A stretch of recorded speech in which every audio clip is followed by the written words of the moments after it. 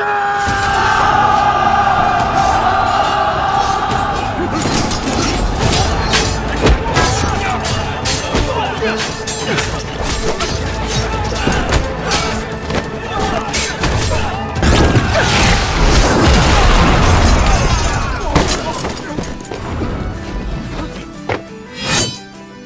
昔日北篱八柱国之柱国大将军，琅琊军行一军侯，雷梦莎之子雷无邪，请全军退避。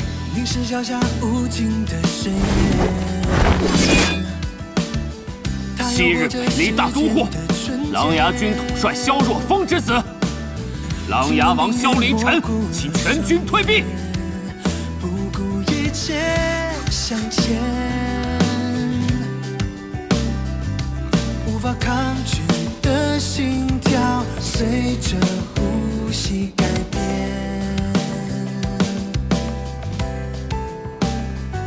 下一刻开始，明德帝之子，琅琊王萧若风军属学生，永安王萧楚河，请全军退避。可他们都死了！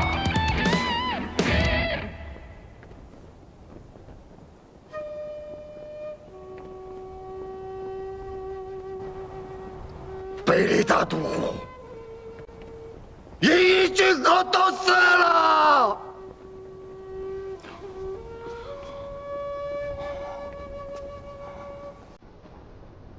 就剩下我一个金家大将军！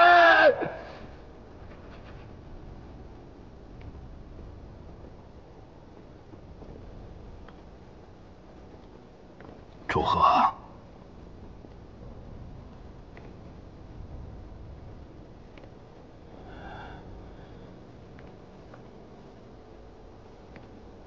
儿臣在。宣旨。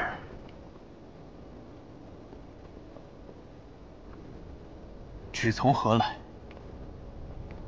顾念，你宣。儿臣遵命。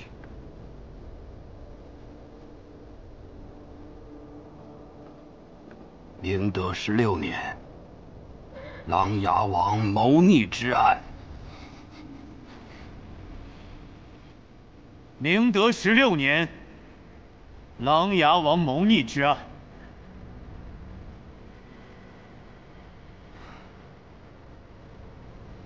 属孤，误判。父皇，您这是要下罪己诏了。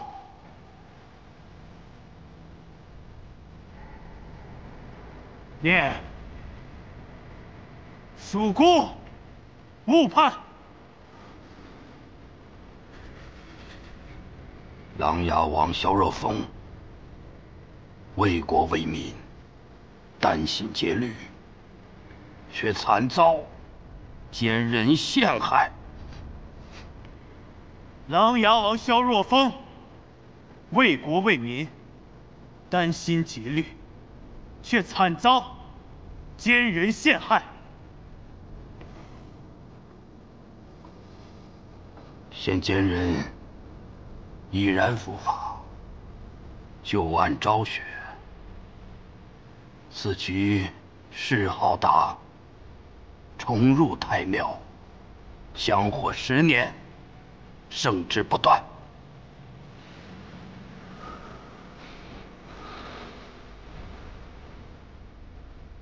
现奸人已伏法，就案昭雪。赐其谥号达，重入太庙，香火10年，圣之不断。其子萧凌尘承其爵位，袭琅琊王，赐宣武将军，可重召琅琊旧军，并3军之外，直隶帝王。其子萧凌尘承琅琊王爵位，袭琅琊王， 4. 宣武将军，可重召琅琊旧军，并3军之外，直隶帝王。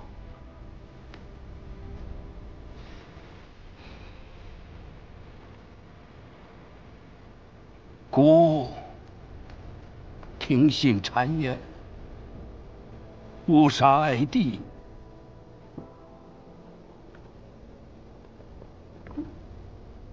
愧悔无地。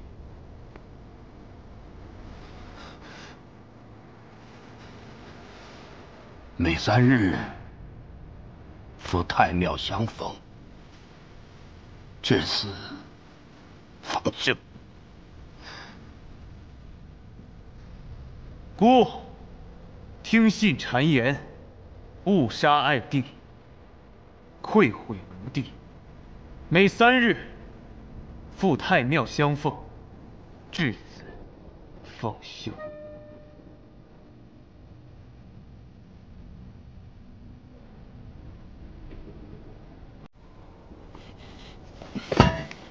臣领旨。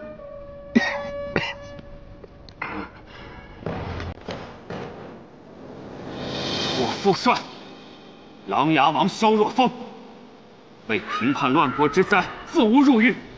当年天启乘乱之夜，乃是我与父帅亲手谋划。我父帅为了国家安定，舍一身荣耀，于法场上自刎以定天下。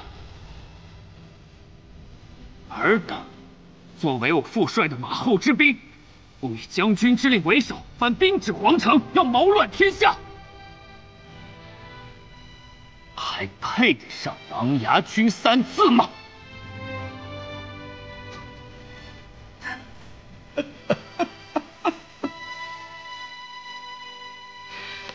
大将军，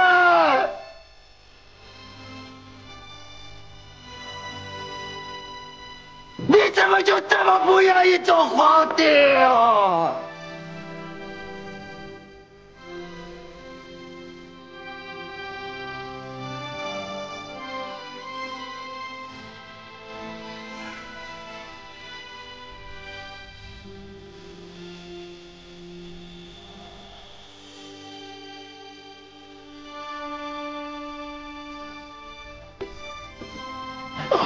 圣上，父皇！圣上，父皇！父皇！父皇！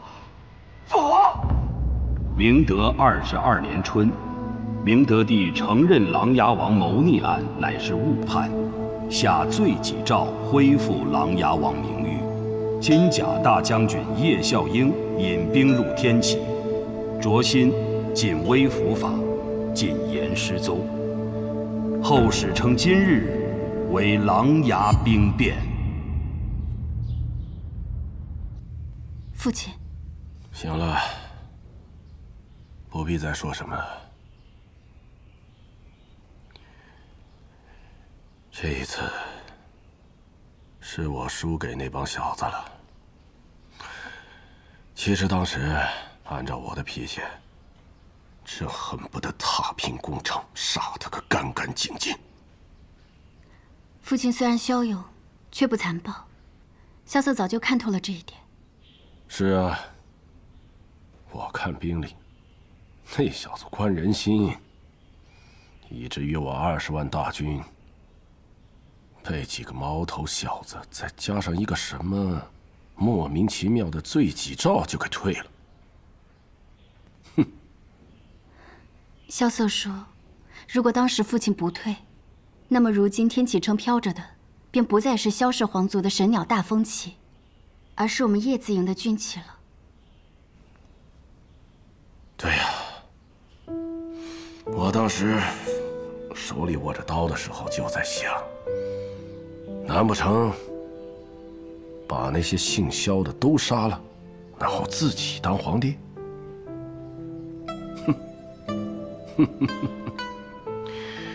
可是你爹杀朕杀人还行，哪里做得了皇帝？所以也就罢了。更何况当年王爷是自己让自己去赴死的，所以我就更没有仇恨的理由了。父亲，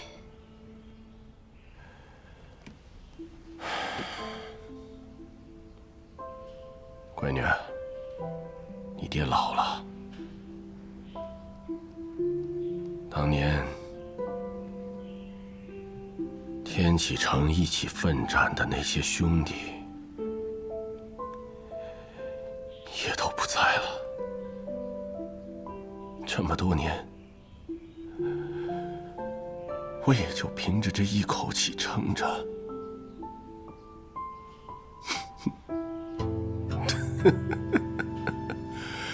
现在也没了，没了。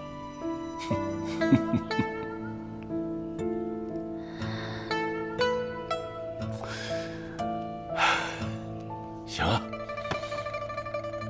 不说这些了。闺女，身体怎么样？啊？已经许久未曾发病了。我问过国师，他说仙山上的高人留下的那缕真气护住了我的心脉，保我10年无碍。10年过后，高人大梦归醒，我便再去一趟仙山。那便好。闺女，我估计你这些年还不想离开天启，毕竟这么多朋友都在这儿，对吧？萧瑟那家伙，你是想做他的王妃吗？我和萧瑟是一起长大的好朋友，并无儿女私情。父亲，您误会了。那就是雷家那小子。我告诉你啊，他和雷大哥可不一样。雷大哥当年还是挺会逗女孩子欢心的，那小子傻愣傻愣的。父亲，您到底想说什么？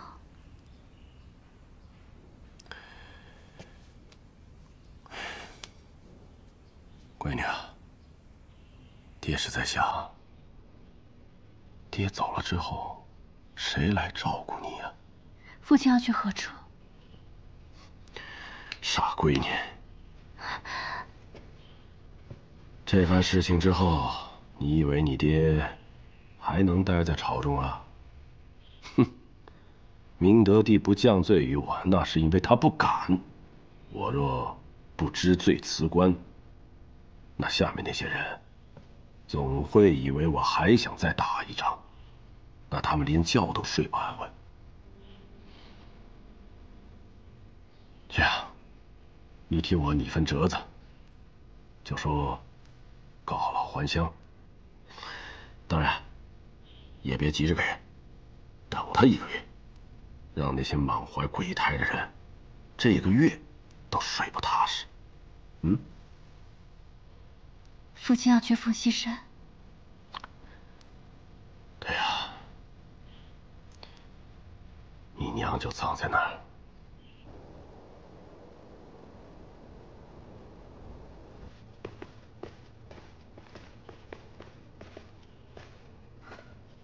参见父皇。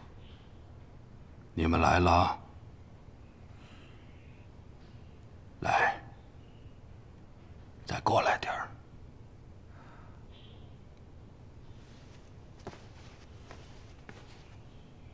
这次的事情是你们2人一起商量的吗？他给我打了个谜语，我便赌了一把。你我2人自小一起长大，心思怎会不知？你明明是听了我那句话，才能做出这般奇诡的调兵的。打开城门迎接叛军，派王离天军去挡2支秦王之师，亏你想得出来！说他不是琅琊军的内应，我都不敢相信。父皇，阻挠秦王之师一事，是儿臣一人所为，还望父皇莫要怪罪皇叔。姑明白你派军拦他们的意图，如今姑病重不起，社稷动荡，军中难免会有异心。你这次的行为，避免了多方的冲突，没有折损北离的英勇将士，做得很好。父皇，两军之中定有人与其勾结，还望父皇严惩。好，孤会让乐礼去查的。凌晨，你在殿前的所言所行，很有你父帅当年的风范。我只是秉承我父帅的意志罢了。若凌晨真的谋乱拿了皇位，以后到了下面，我父帅见着我，非得拿起马鞭抽死我不可。更何况我这性格当不了皇帝的。哎，那什么性格适合当皇帝啊？比如圣上您这样的性格，心思重，性格稳，考虑的也周全。我父帅太潇洒了，做个将军还行，当皇帝嘛太累，所以他当年放弃了。我也一样，皇帝是这个天下最有权势的人，但同时也是最有枷锁的人。那些死太监把宝压在我们父子二人身上，也是看错了我们。但不到琅琊王军兵临城下的那一刻，我都无法做出决断。但是此刻，我只希望皇叔能信我一次。我明白了，你是想要我手中能调动王离天军的虎符。没错。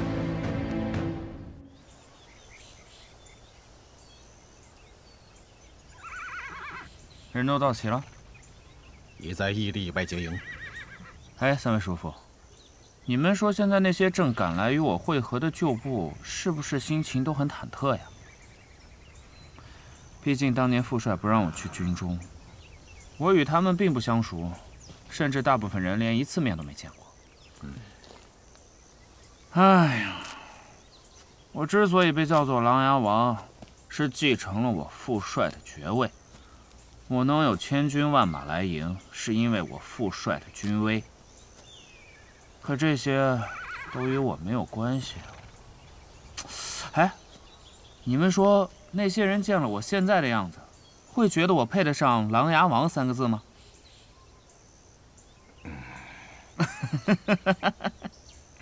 也罢，好日子算是到头了。叶子营全体将士听令！是。从今日起，叶子营归队琅琊。琅琊，琅琊，琅琊！拜见王爷。诸君这些年辛苦了，我很高兴。既然诸君今日能够在这里，我一定不能辜负诸位。是时候告诉天下人，我们回来了。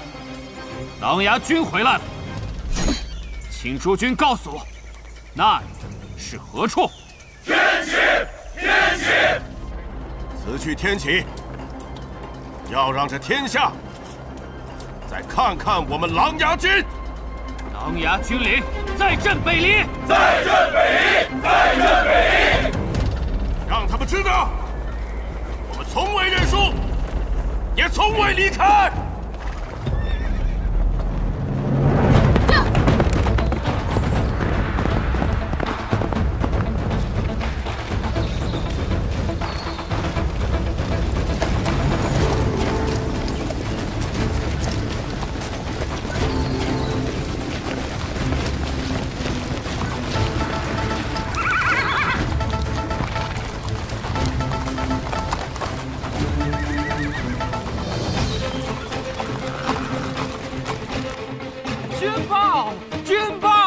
800里加急！慌慌张张干什么？军报！叶小英起兵叛乱，统领琅琊王旧部往天启城杀来啦！萧瑟这小子果然全部预料到了。圣上昏睡过去了，这一睡又不知道是几日。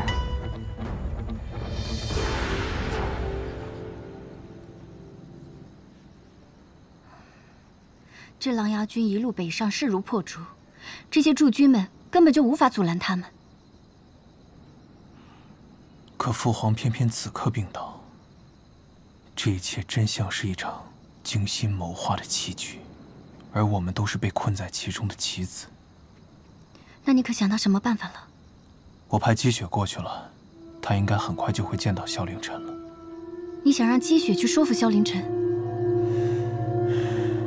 你说，若此刻萧凌晨说不打，会有什么变故？他会被我的父亲绑在马上，灌上哑药，就算压着，也要让他去上战场。你说的对。那你为何还让积雪去寻他？但是我要知道他真实的想法。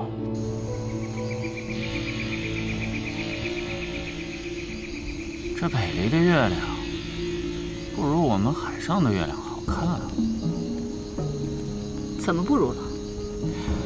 我们海上的月亮又大又圆，这北离的月亮呢，看着有点血色。你觉得呢，积雪姑娘？你还认得我？当然认得，毕竟你生得这么好看。我记得我小时候特别喜欢跟着你跑，你做什么我做什么。但是你好像只喜欢跟着他现在叫萧瑟。怎么，他派你来的，想劝我退兵？那你会退吗？自然不会啊。我必定马踏天启，直指泰安殿。这真的是你真实的想法吗？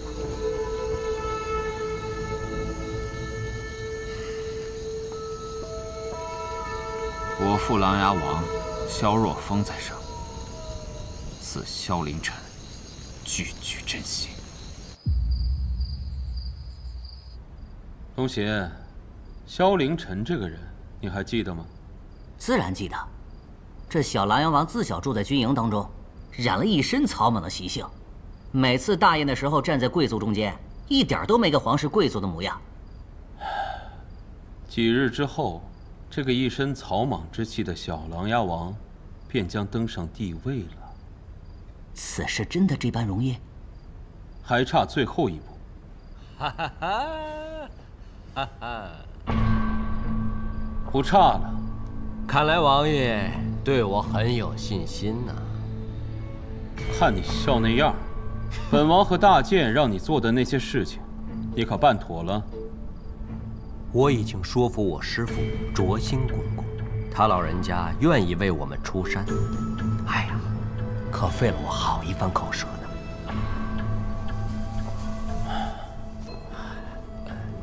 你师父卓心是上代5大剑中唯一还在世的，由他做接下来的事情，最为合适。不过还有一样东西，朝中百官相迎的亲笔联名手书，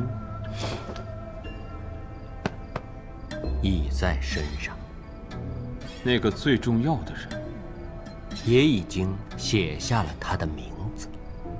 这般顺利，看来琅琊军一路势如破竹的杀来天启，已经把朝中百官杀破了胆了呀。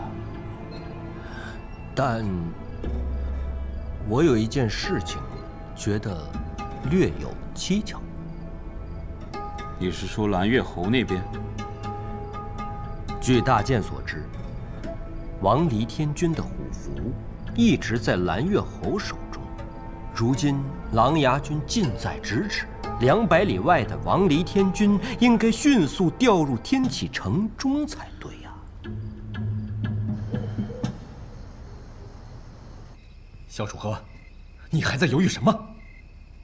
皇叔莫要着急，再给我一点时间。好，我给你时间。那你告诉我你需要多久？如今秦王令已发出，其他2军何时支援天启？3日之内便能到达天启，但琅琊军只需2日。如果我们现在把王离天军召进城内，只需抵抗1日，便能等到援军。到时候内外联手，便能平定这场叛乱。真的会这么简单吗？为什么2军来支援的速度如此巧合，不快又不慢，偏偏在这个时候？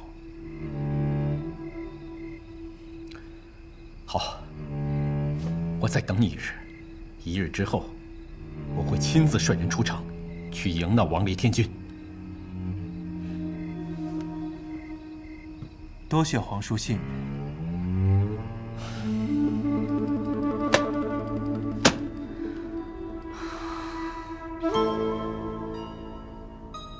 殿下，藏民虽然看不见了，但也能感受到殿下心里十分烦忧。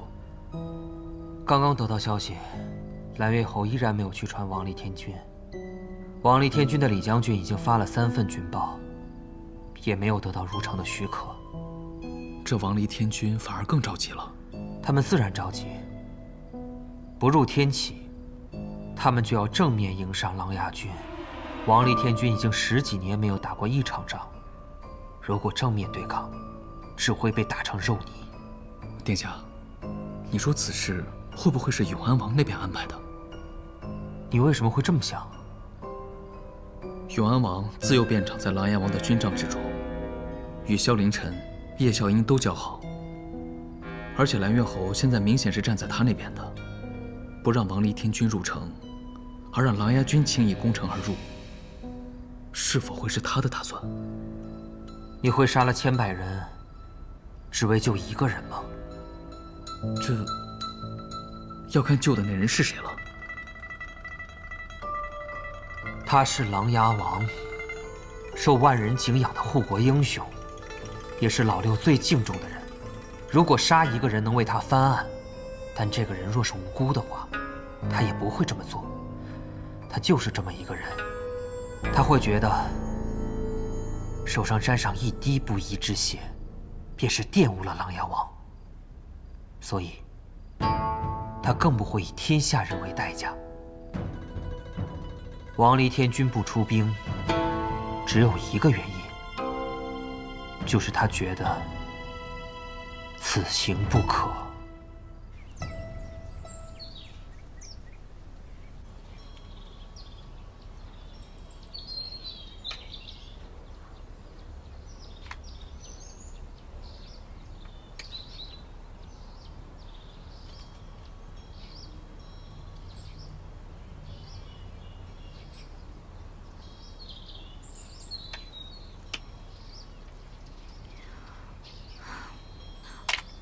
不下了，怎么说我的棋也算是得了阿爹的真传，就是下不过你。你呀，就是太急了。有的时候不要着急认输。虽然这棋局看上去败相尽显，但也只靠一步棋就能反败为胜，神转。我怎么看不到啊？我也没看到。这外面都已经乱成一锅粥了，你们居然还在这里下棋，这要是被蓝月侯知道了，怕不是要被气吐血。哎呀，若依姐姐，萧瑟就是喜欢故弄玄虚，你又不是不知道，他呀，肯定早就有主意了。这次你可说错了。你看这棋局，就跟现在的天下一样，一团乱麻。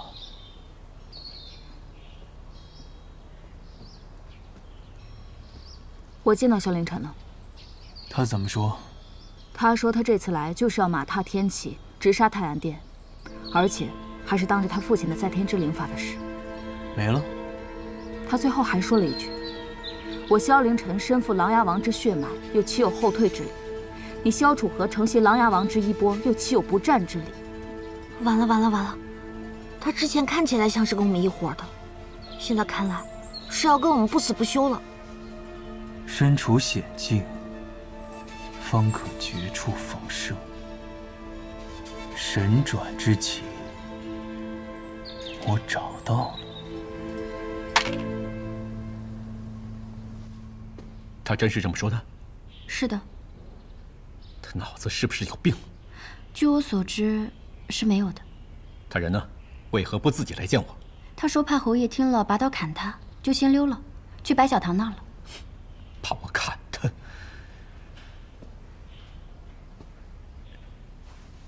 我明白了，他和叶孝英和萧凌晨是一伙的。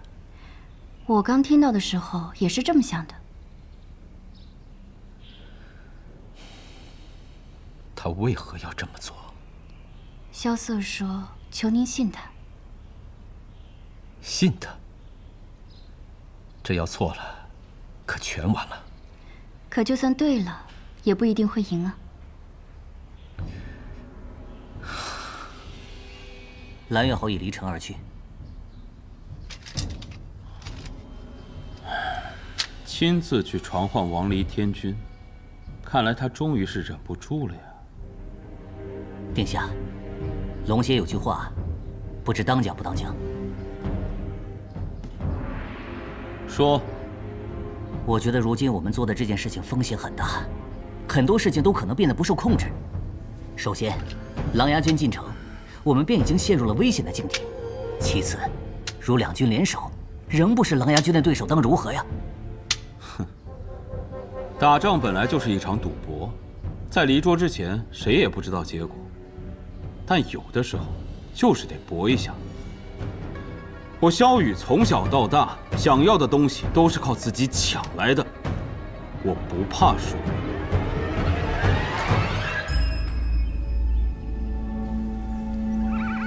守军，天启城就在眼前了。等了这么多年，终于等到了这一天。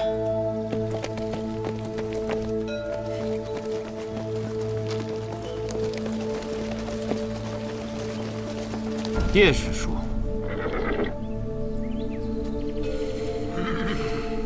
距离我看到这样的天启已经很久了。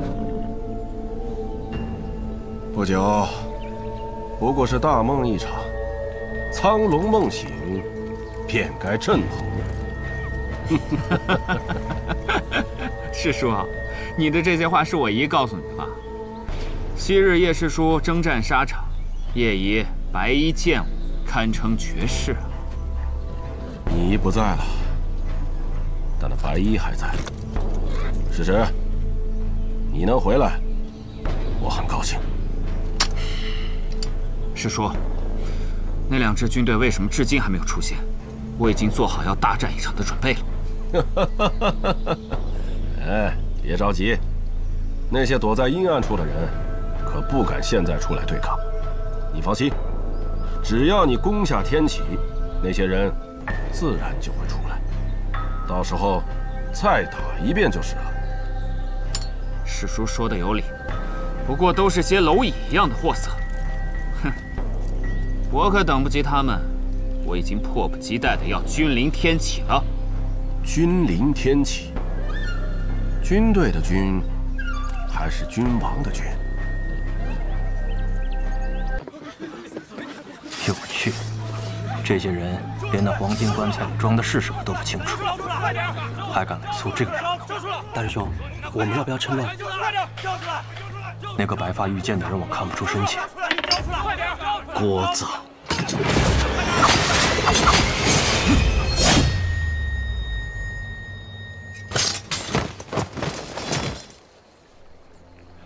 大师兄，你刚才看清他出剑了吗？我只数到了第3剑，之后就完全看不清了。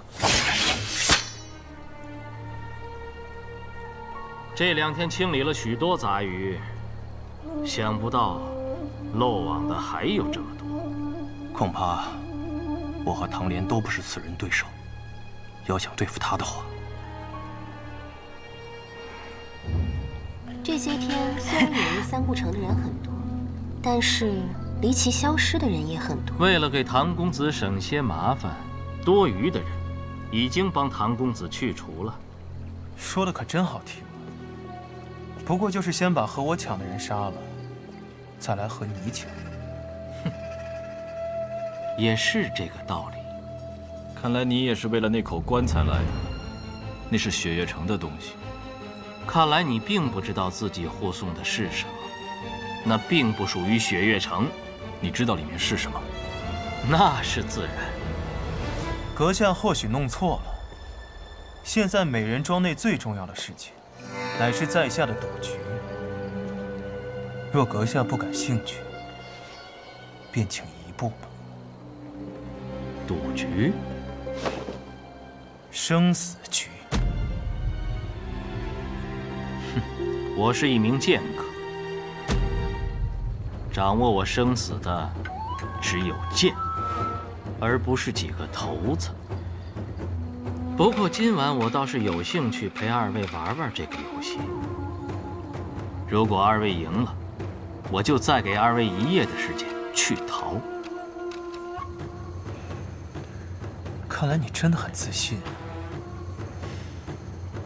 自不自信的，赌博就知道了。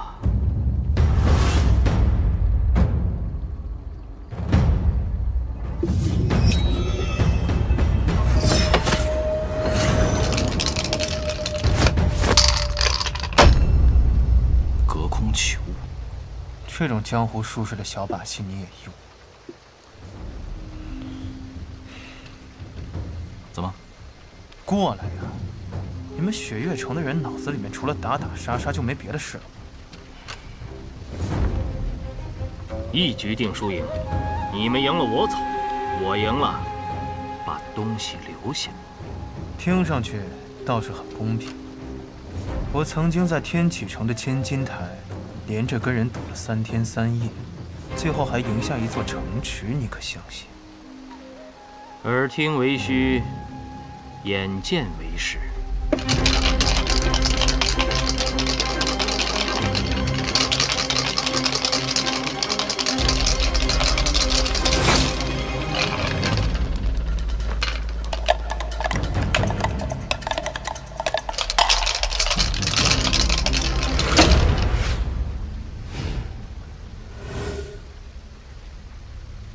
公子既然能赢下一座城，那么5、6来打。所以你们这些江湖人啊，就是没有情趣。所谓赌局，最好玩的乃是一个“赌”字。可若是提前就把结果都料到了，那这赌局还有什么意义呢？那你说，压什么？我赌5、5、6。到。你。好。压定离手。不好！虽控制，中招的人外表毫无伤痕，5脏6腑却会被全部震碎。这头中里的头子恐怕已经……当然不好。既然是赌局，哪有那么容易？公子要改吗？改。所谓赌局必胜之法，就是相信自己会赢。只要坚信自己会赢，那就一定会赢。开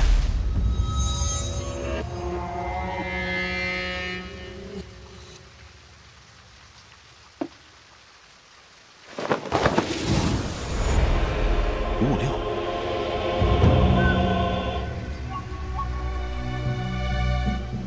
公子好功夫。不才不才，一个小戏法罢了。我可不会武功。不会武功，接下来的路可都是险路。公子不会武功，还是不要趟这滩浑水的好。阁下难道是要反悔？我说过我不会杀你们，但是我的伙伴们不同，他们可没有我这么大的耐心。我们也有一个同伴，虽然他脑子不大好使，不过手上功夫不错。你的同伴未必能占得到便宜。如果你知道我是谁，定然不会这么说。天外天，白发仙。天外天，若是在12年前，这确实是一个镇得住的名字。你是谁？你怎认得我？知道你们的人不多，但总归有人知道。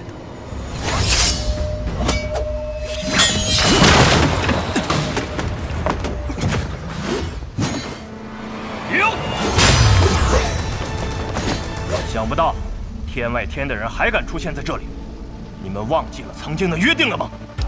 无双城的卢玉宅，想不到你们也来了。当年，无论我们之间怎样争抢，黄金棺材绝不能落入此人之手。那黄金棺材之内的事物，原本就属于我天外天，想拦住我？世间武功分为9品，9品之上有4大境界，分别是金刚凡境、自在地境、逍遥天境，以及只有传说中的神游玄境。这白发仙武功已融入了逍遥天境，天外天，果然名不虚传。这天外天究竟什么来历？天外天的名字你可能没听过，不过他们的另外一个名字你一定知道。魔教。魔教。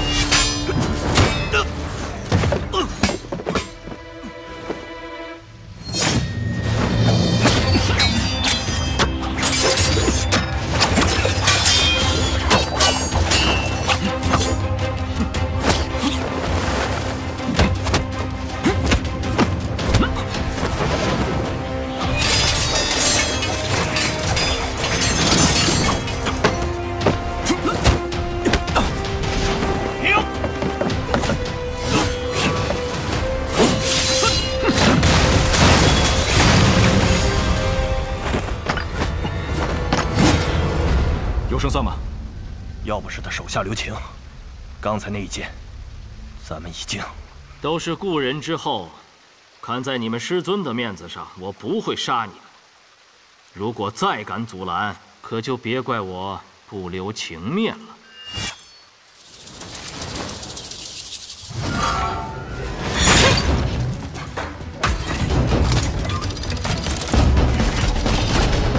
云缩。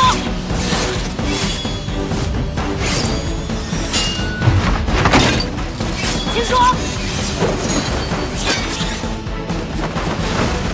赵雨柔，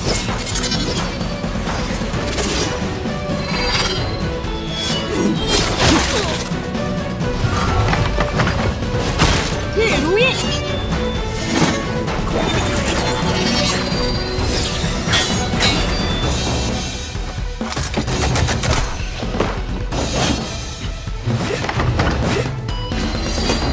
无双城的无双剑匣，据说已经有100年无人能够使用它了。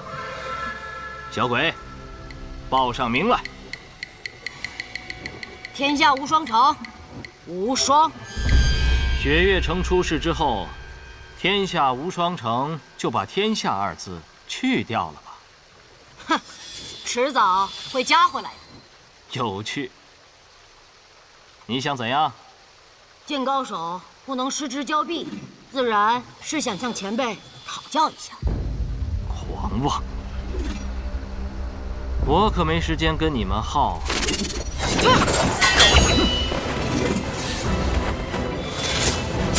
别跑！无双，回来！追！方才的白发仙说他还有同伴，我若是你，现在就去守那个棺材。还要追吗？追。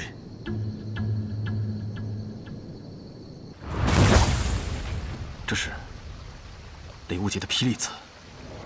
我乃江南霹雳堂雷家雷无极，还有不怕死的要上的吗？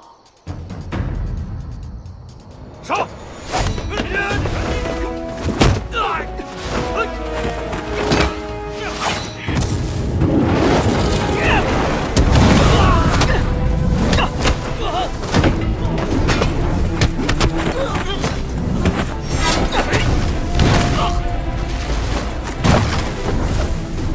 好快的速度！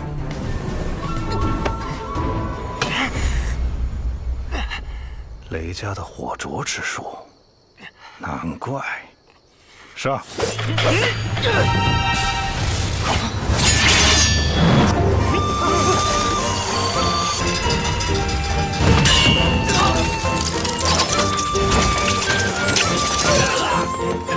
黄莲，你竟然还能活着从里面走出来！怎么样？这功夫我也是刚练成不久，还不够熟练。不过现在好了，打他们10个8个的不是问题。哼，火灼之术，乃是燃烧自己心中之火，短暂获得神力之术，你的新柴又能燃烧多久呢？哼！打你们这些不人不鬼的家伙，足够。好大的口气！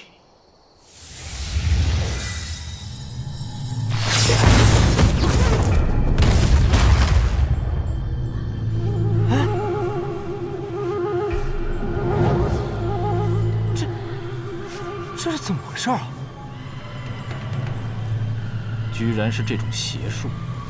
邪术？什么邪术？你看，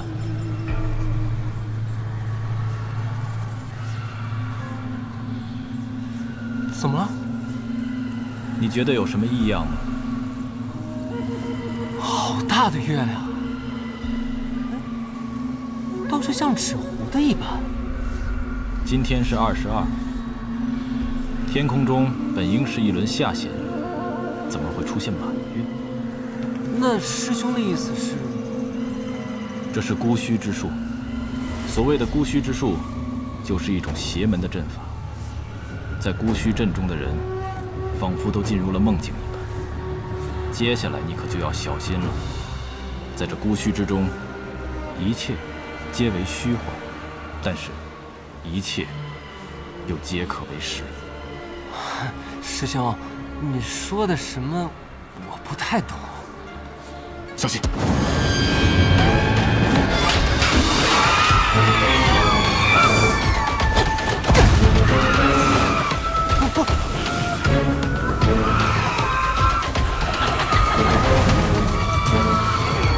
师兄，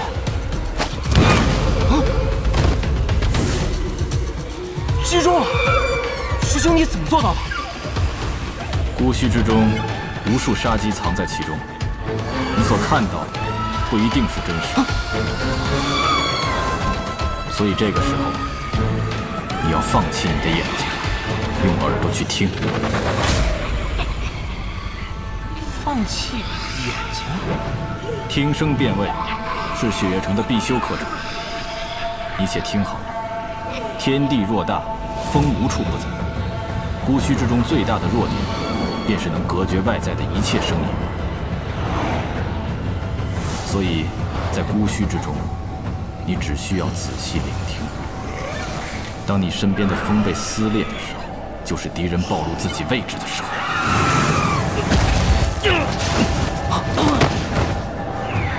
听风。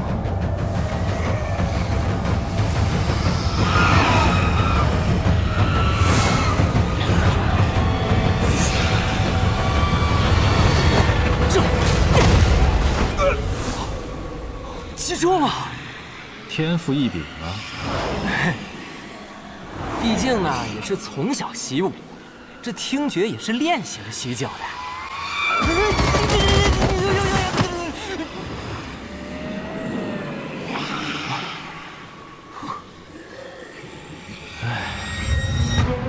听风辨位，仗目杀人。若是以为这样就能破了孤虚之阵，也太天真了。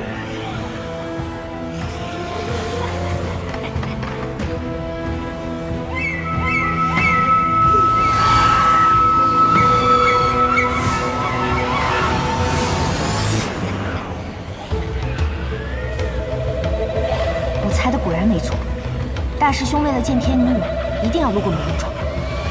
只是看这架势，他们似乎被这些人用什么阵法给困住了。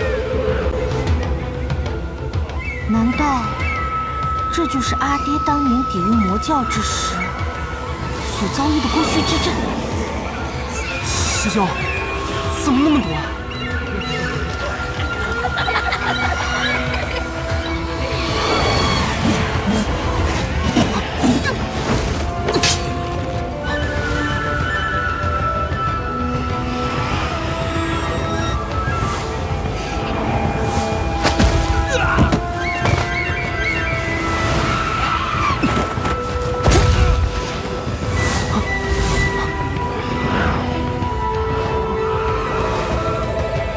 现在该怎么办？不要慌，守住心神，他们奈何不了我们。只要拖住你们，等到白才发现大人回来，看你还能翻出什么花样。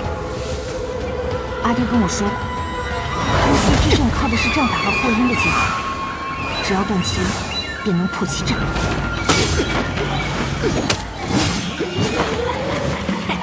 师兄，什么声音？是枪击之声，前面来了。你别说话，我要去寻那声音。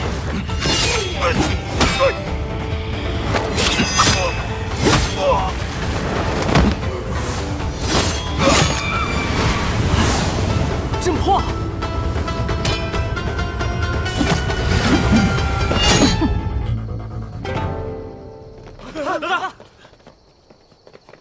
怎么样，师兄？咱俩这配合简直天衣无缝。这位就是司空姑娘吧？在下刘杰。别松懈，还没结束呢。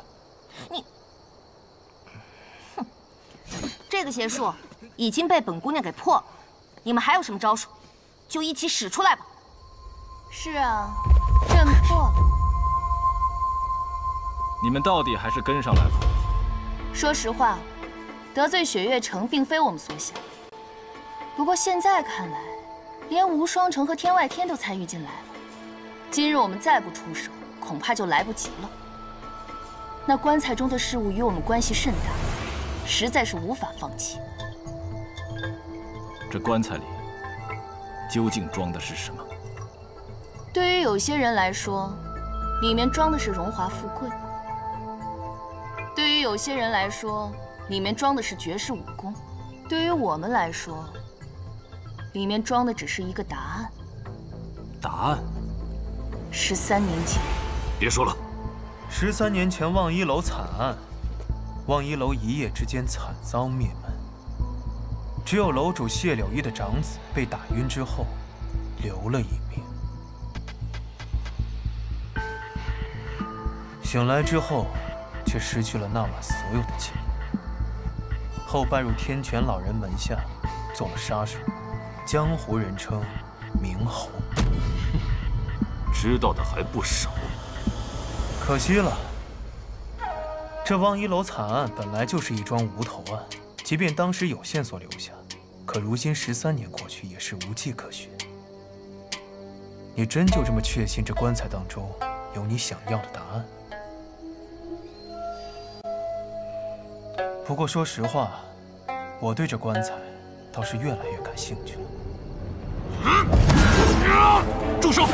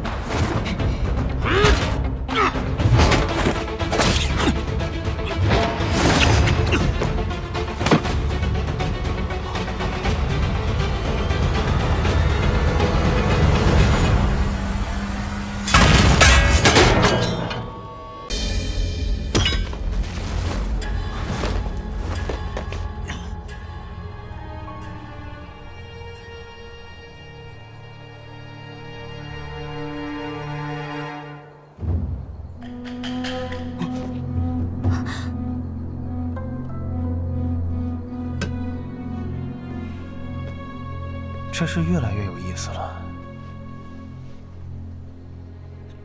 诈尸了！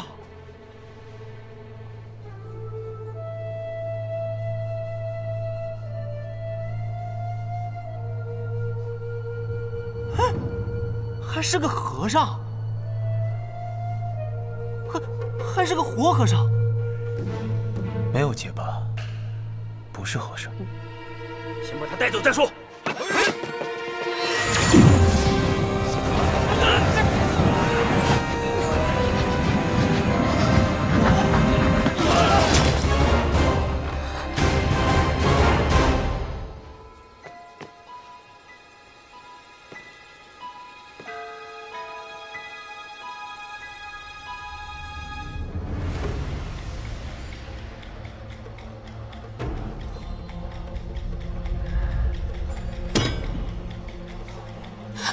你好。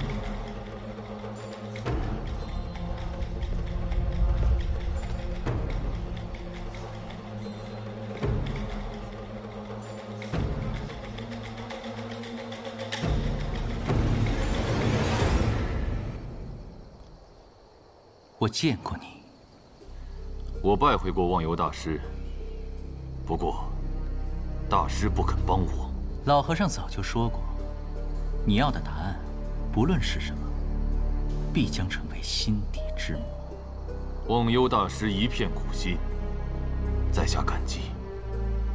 但是知道了是心魔，不知道亦是心魔。也对。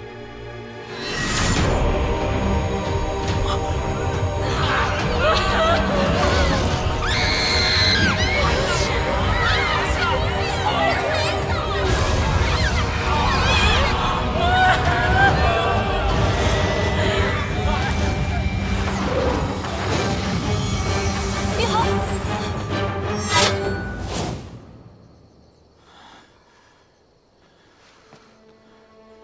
你还好吗？老和尚不愿告诉你的，无心已经告诉你了。这是施主的劫，施主好自为之。作为报答，我们可以带大师离开这里。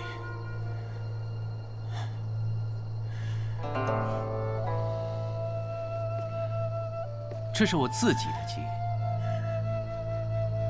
你们走吧。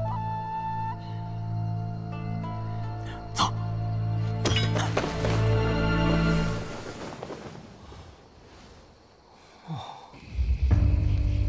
无双，无双，无双，无双，无双，无双，无双，无双，无双，无双，无双，无双，大师兄，无双，快过来！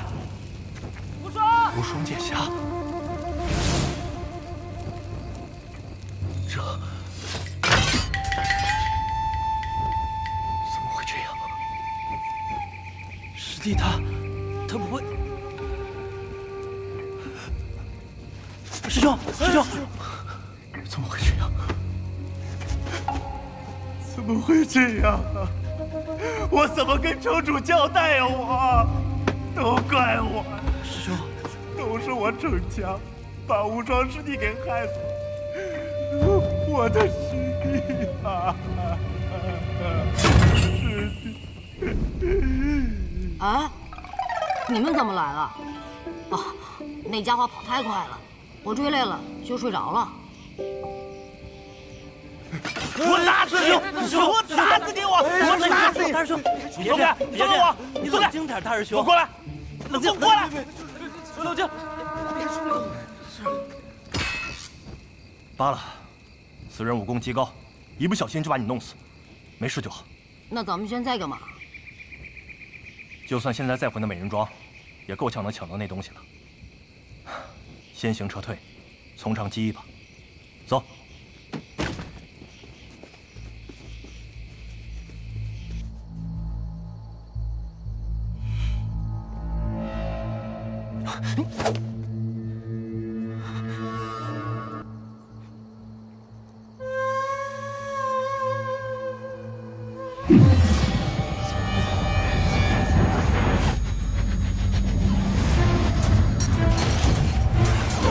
闭眼，不能看他眼睛。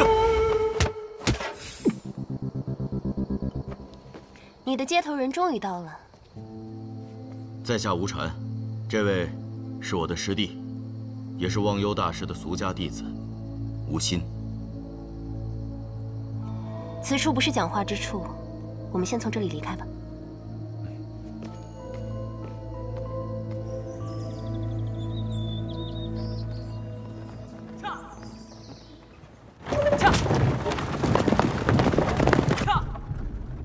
莲，你不是最喜欢吃桂花糕了吗？这是怎么了？我喂你。有人在，别闹。假正经。话说，你为什么要跟过来？我看上这位公子了，不行吗？对了，唐莲，我收到来信，雪月城受九龙门托付，派了你来护送师弟与我碰面，并未提及这几位朋友。请问他们是？这位是枪仙司空长风之女，司空千落。在下江南霹雳堂雷家雷无节下。我只是个小客栈的老板，同外面那个雷门的小兄弟一同去雪月城办点事情。这位是美人庄天女蕊，此次他们二人与我同行。那你的师弟为什么会躺在黄金棺材里啊？这黄金棺材乃寒水寺镇寺之宝，可压制所躺入之人的浑身内力。压制？我师弟修习罗刹堂32秘术，大觉师傅觉得师弟十分危险，故要求以黄金棺材为压制来护送。传闻罗刹堂的秘术，习得任意一门便能身具神游。想不到你的师弟竟一下学了个全。忘忧大师是昔日的禅道大宗，他为何会允许无心师弟修炼这秘术？这些就得从忘忧大师本人说起了。忘忧大师习得佛门6通，其中以他心通最为不凡。传闻去寒水寺参拜的香客，只需注视忘忧一眼，无需言语，自省心中罪恶。这么厉害，都不用说话的。他心通修炼至极致，能一眼看透人的内心，改变人的内心，是以佛法度人。不过就在几个月前，忘忧大师却忽然圆寂了。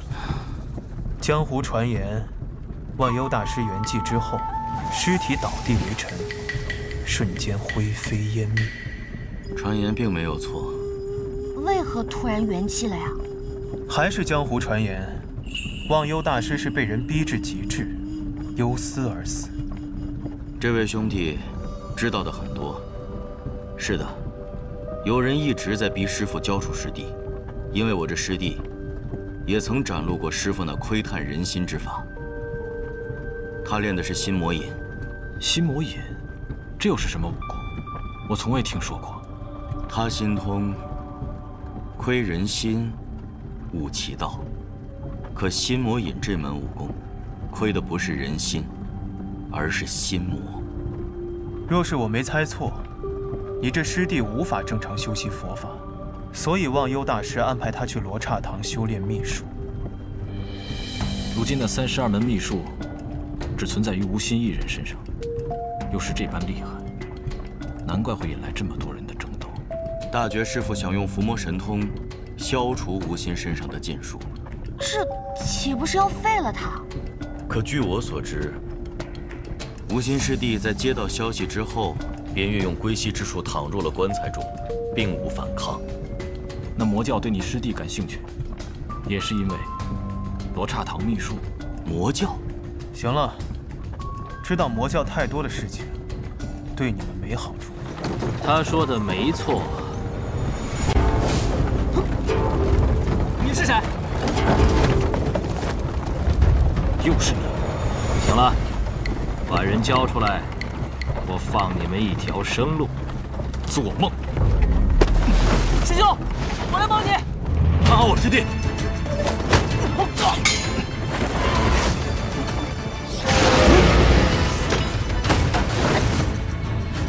你不去帮忙吗？我又不会武功，看好无心。那白发仙的武功已入了逍遥天境，又岂是你们几个能讨得到好的？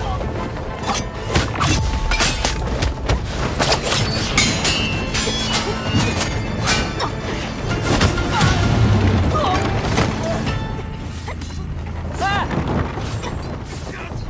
等等我！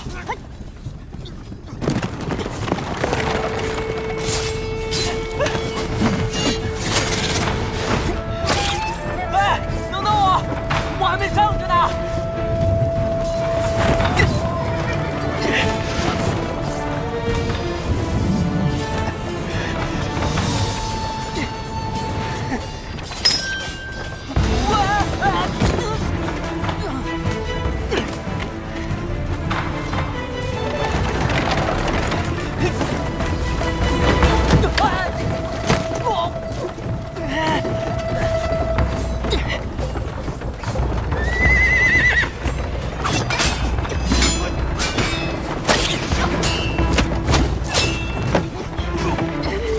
没用的，那家伙境界太高，不是你们人多就能解决。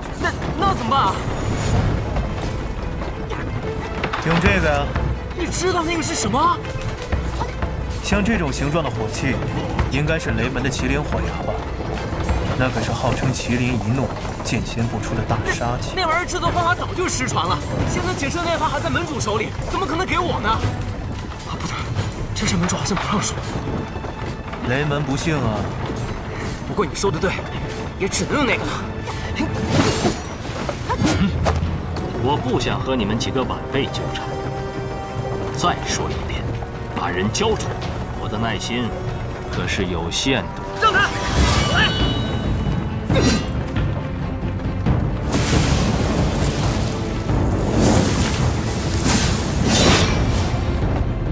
想不到竟然是这样。剑，雷门不是明令禁止门内弟子练剑的吗？这难道就是杀捕剑？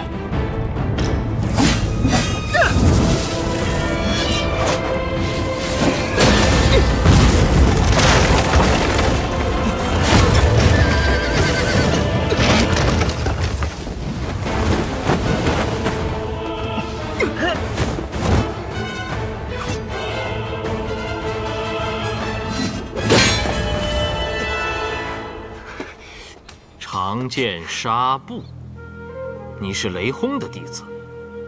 好啊，一个个的当真以为我不敢杀你们。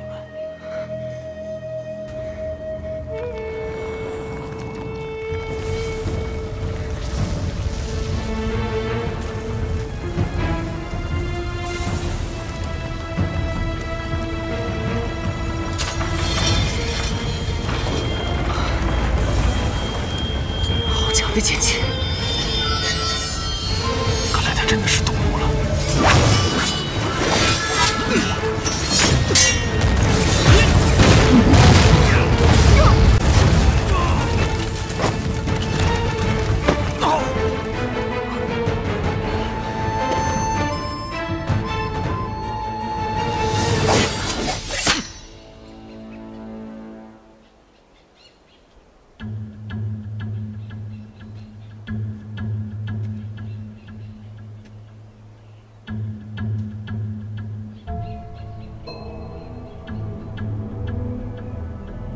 香，实在是太香了。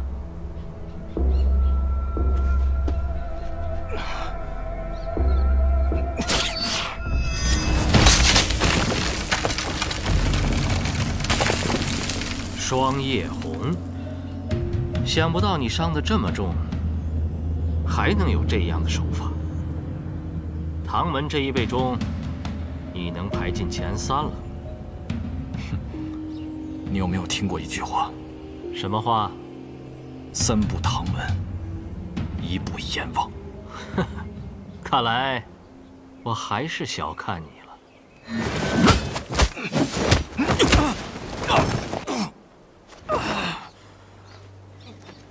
你们还有谁想来？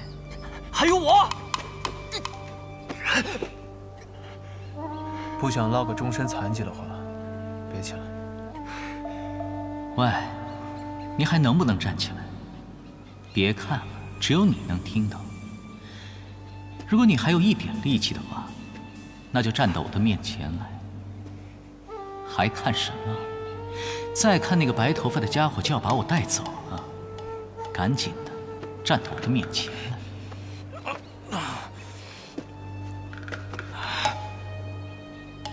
唐莲，我本不想杀你，你又何必逼我？还有多少暗器？透骨钉、铁蒺藜、龙须针，你只有一击的机会，全部放出去。万术飞花的手法不是每个唐门人都能掌握，但你是唐莲，你一定没问题。既然你执意如此，那就再接我一剑，就是现在。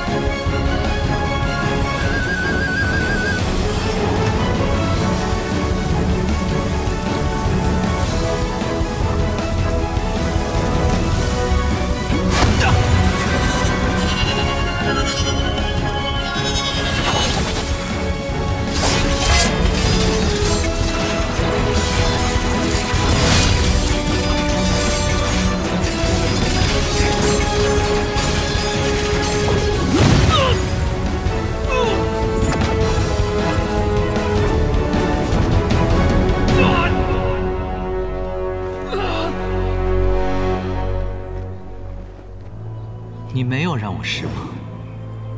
不过这种程度，还是挡不住他多久。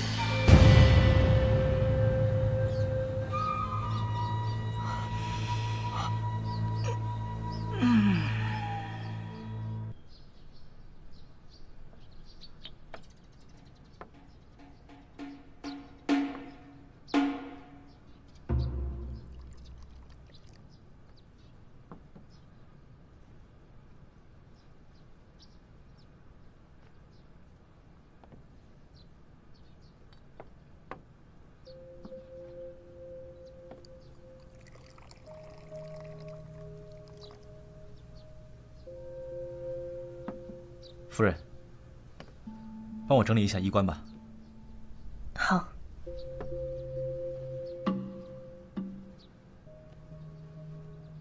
夫人，是不是心里有事啊？夫君多想了。你心里有没有事，我一眼便看得出来。你就不要再骗我了。莫非是？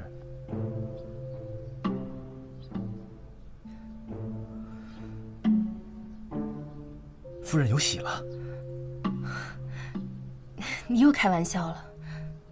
时候不早了，还不快去？总之，夫人有什么事，不要压在心里，否则为夫可要心疼的。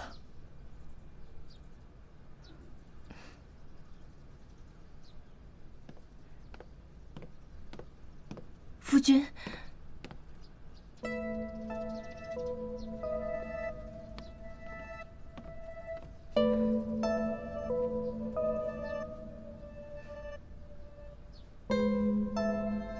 去吧。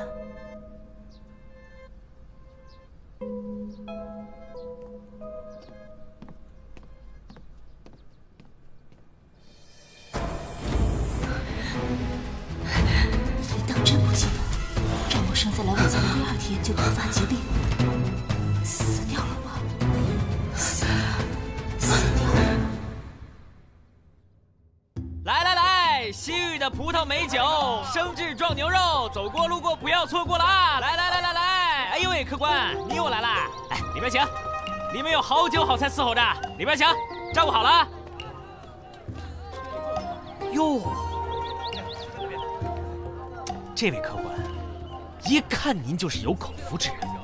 今天咱们店里特供西域葡萄酒，仅此1天，不要错过哦。客官里头请。看见没？看见没？要想让咱们店生意兴隆啊，你就得把我给供起来。要给你好吃的，好喝的，对，再给你烧点纸。这就不用了吧？你也不好好看看，那一看就是个女人。早看出来了，这女人有故事啊。看什么看？干活去，跟你有关系吗？想不想混了？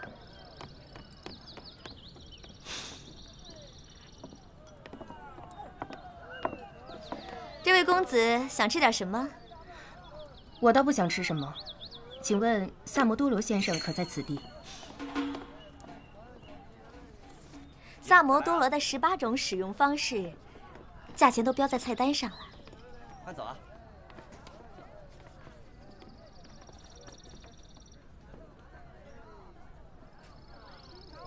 这位公子找我何事啊？久闻萨摩多罗先生盛名，恳请先生一施援手。你不会是找我查案子的吧？正是。哼，我可是很贵的哦。很公道。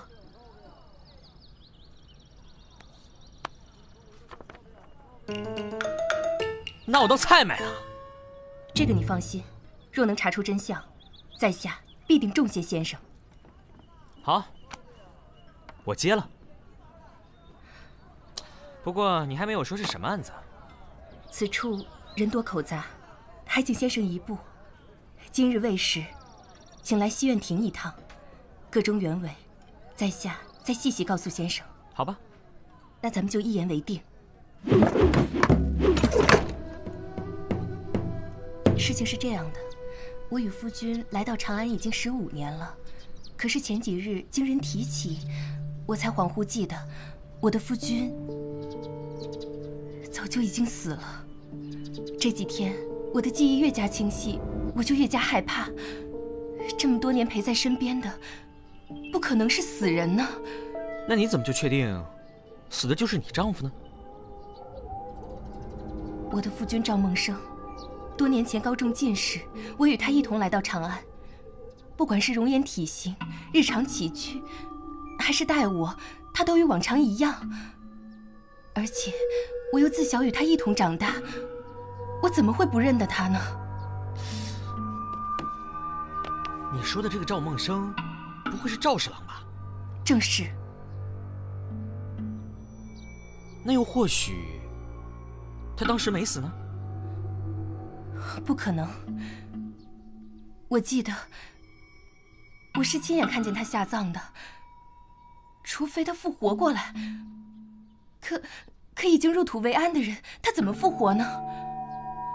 那他会不会有孪生兄弟？我与梦生青梅竹马，赵家的一切我都很了解。赵家只有这一个儿子，况且凭我对梦生的了解，就算是孪生兄弟，我也一定能分辨得出来。莫非什么？是妖怪所变？哎，妖怪？那我还宁愿相信是易容术呢。易容术？真的有这种法术吗？不是夫人，易容术破绽太大，却不适合长期使用。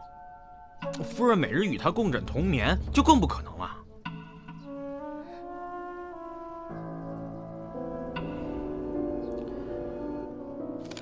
夫人不必纠结，用此方一试便知。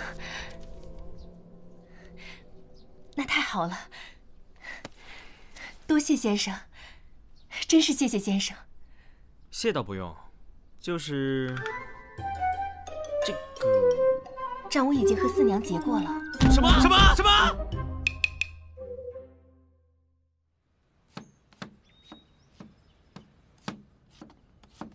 哎，夫人，您怎么进厨房了？主人交代过，您不能进厨房的，要是烫到哪儿，小人……我来拿点东西。您要找什么？我帮您拿。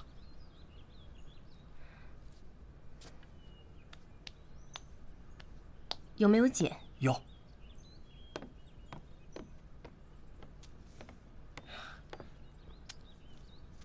您要这碱有什么用？这不是你该问的。是，小人多嘴了。这次卖官案件牵涉朝廷上下几十个官员，其中不乏朝廷命官，棘手得很。怎么了？受风寒了吗？没事，这我有些柳絮不服。这宗卖官案事关重大，一定要彻底清查，绝不能姑息。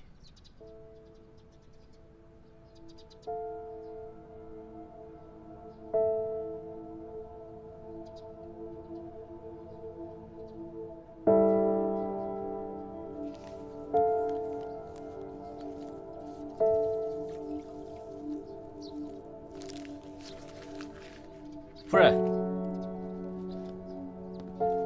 夫人，你回来了，怎么回事？脸色这样难看。哦，不打紧，可能是初春季节受了些风寒。我正好用温水烫了一条毛巾，你擦把脸吧。还是夫人想得周到啊。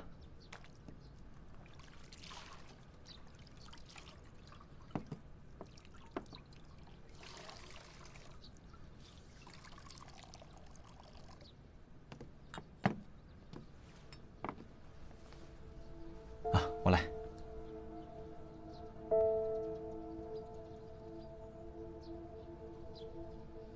夫人，你今天是怎么了？没什么。你最近好像……是不是因为我忙于公务，忽略了你，心里委屈了吧？你身居要职，忙于政务也是应该的。等这宗卖官案查完，我就好好陪陪你。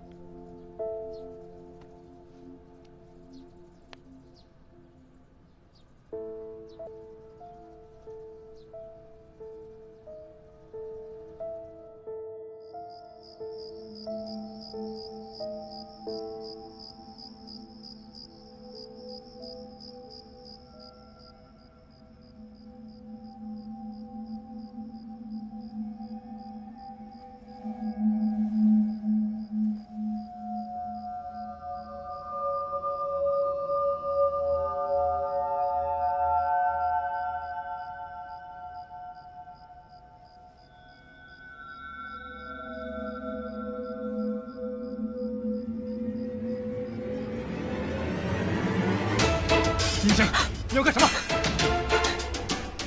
梦生，是我，是你的娘子冷若。胡说！我不会这样古怪。你到底是谁？快说，否则我杀了你！真的是我。当初你决定试试，我为你缝制的香袋，上面的字“勿忘初心”，是我亲手绣上去的。真的是你，冷若，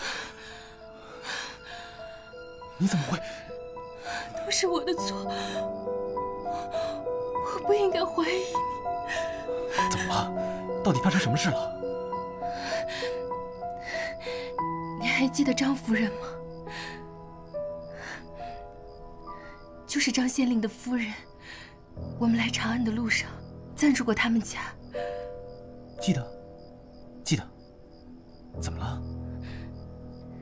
前几日，我在街上遇见他，恍惚记起在张府发生的事。什么事啊？我好像记得，你当时大病一场，然后怎么了？然后就死掉了。怎么了？你一定是做噩梦了。不是的，见到他之后，记忆越发真实，让人不得不信。我记得当时借住在张府，我是病得很厉害，你十分担心，还因此连续高烧了3天。所以啊，脑袋可能不太清楚，才把噩梦当成了现实，这也是有可能的。是这样吗？当然是的，你想多了。难道说，在你面前的我，还能是鬼不成？哪有说自己是鬼的？就是。好了，不要再胡思乱想了，已经不早了。我明早还要上朝呢。啊。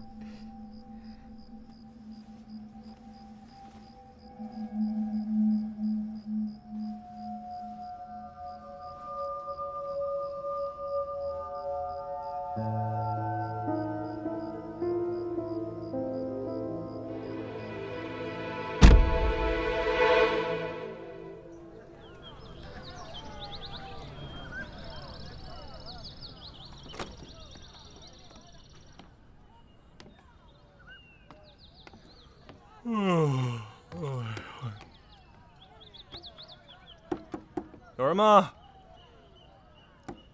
有人吗？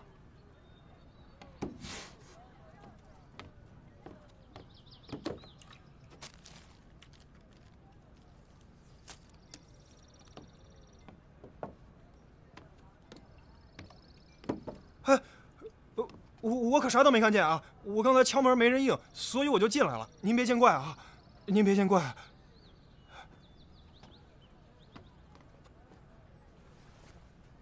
唉。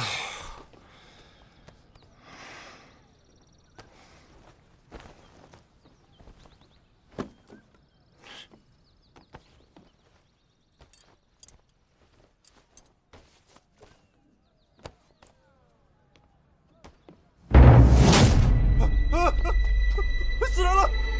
死人了！死人了！死人了！死人了！谁会对一个女人下毒手啊？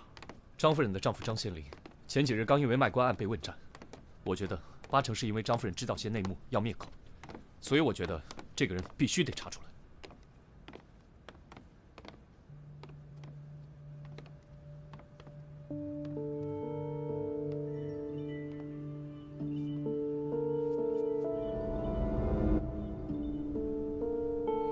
死者是一刀毙命，从血的凝结程度可以推断出，死亡的时间应该是3个时辰前。我知道了，这个张夫人是自杀。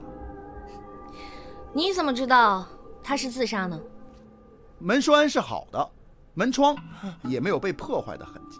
不对，张夫人不是自杀。门栓是好的，也可能是张夫人给这个凶手开了门。啊？他傻呀？你傻呀？ 张夫人怎么会知道来人是要杀她的呀？哦，我知道了，那这人肯定是她的老相识。不可能，张夫人正因为在长安没有旧识，所以才住的客栈。张夫人也以为她没有相识的人，可是这个认识她的人却主动找上她来了。你们看，张夫人是一个人住，你们再看桌子，这个桌子上虽然只有1个水杯。 却有2滩水渍，一个人喝2杯茶，不是很奇怪吗？所以种种迹象都表明，张夫人认识凶手，还亲自款待了他。这个凶手一定是趁张夫人不备的时候一刀杀了他，再把刀放在他手上，假扮成自杀的样子。那你这也太武断了吧？没准大概可能他想晾茶，晾了2杯呢，人家想晾3杯没那手，是吧，老大？应该是他杀。 你们看，这应该是止咳药。如果他想要自杀，还买药做什么？小二，昨天晚上有谁来找过张夫人吗？这楼下就是餐馆，楼上就是旅店，这人来人往的，谁也没注意这个呀。哎，你去哪儿？我之前接了个案子，路上说吧。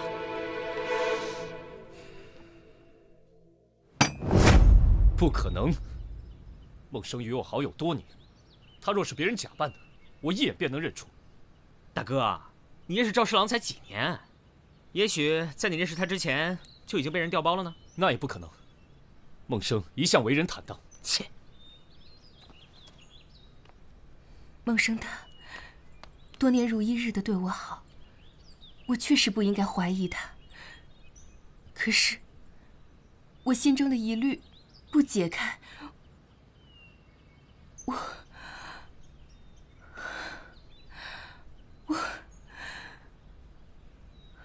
现在看来啊，这个张夫人和张县令死无对证，再没人知道赵梦生是怎么死的了。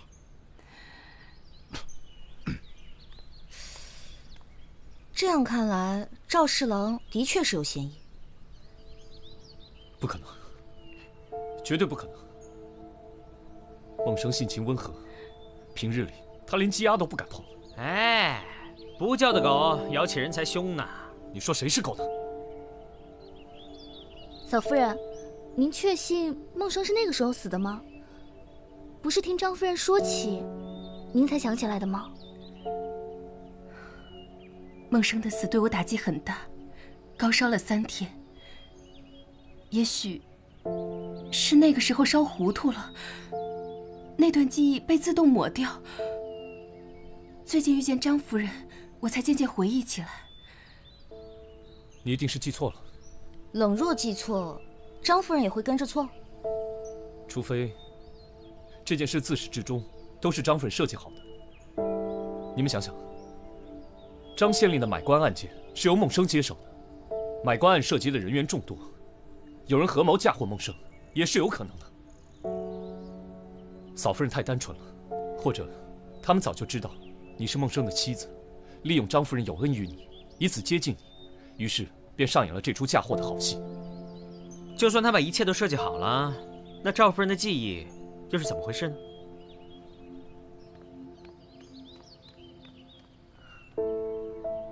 阿志，我知道你不愿意相信孟生是坏人，我也不愿相信，可是。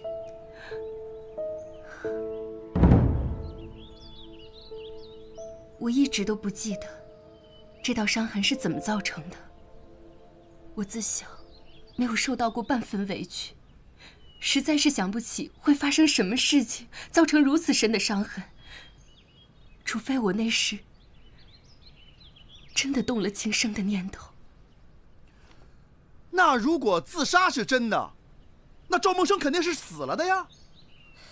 我们别在这废话了，去找找赵梦生的坟墓。是人是鬼不就见分晓了吗？你小女孩家的，除了挖坟墓就是找尸体，以后谁还敢要你啊？要你管！我赞成。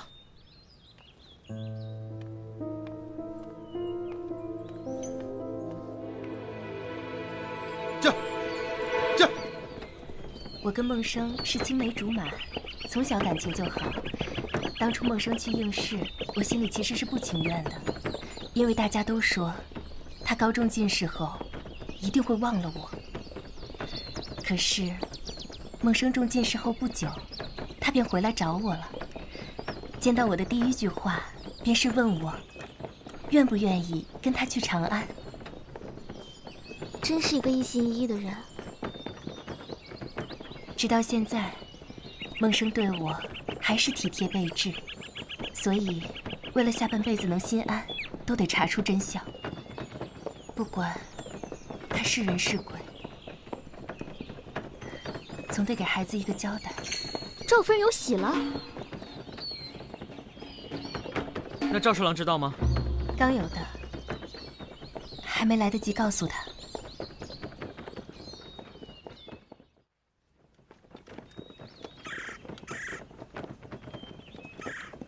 来人，四处查看一下。是。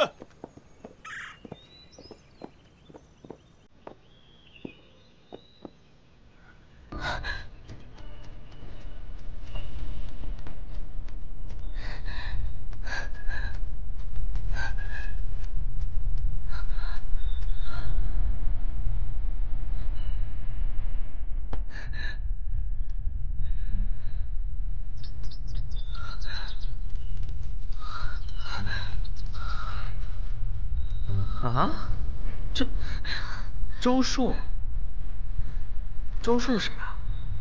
怎么可能？是周树。这周树，你认识？周树是我们镇上茶商家的公子，梦生的好朋友。当初他说想来长安玩，就跟我们一起来的长安。怎么还有一个人？你们到底几个人同行？3个。我肯定是3个。不会的，我不会为了周树而轻生的。不会的。冷若。不会的。冷若。冷若。冷若。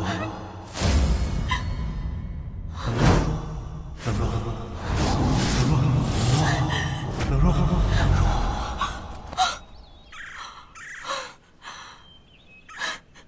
你还记得周树是怎么死的吗？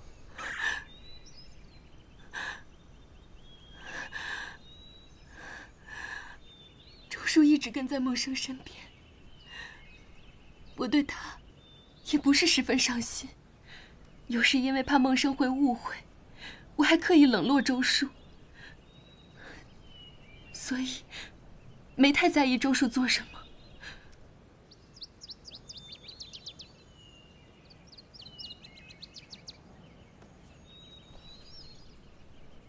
看来这里经常有人来祭拜。来都来了，还是验尸的好。开什么玩笑？这荒山野岭的，谁帮你挖坟啊？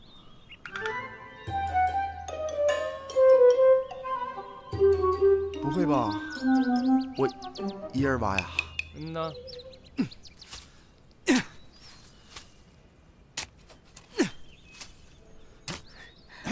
周树，怎么可能会是周树？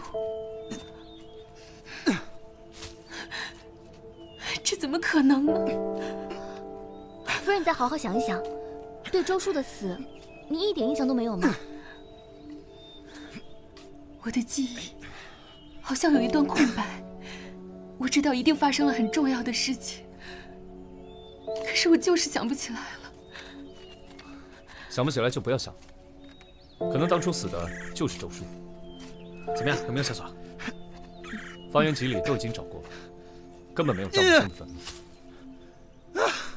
吉贝爷，验尸这事儿就不用我了吧？哎，我来。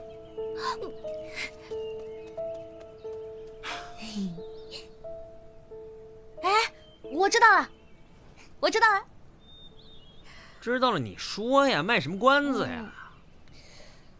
小妹妹，这个习气可不好，学点萨摩身上的优点，别净沾染些坏风气。他有什么优点啊？哼，去！没好处啊，没好处你们就别想知道。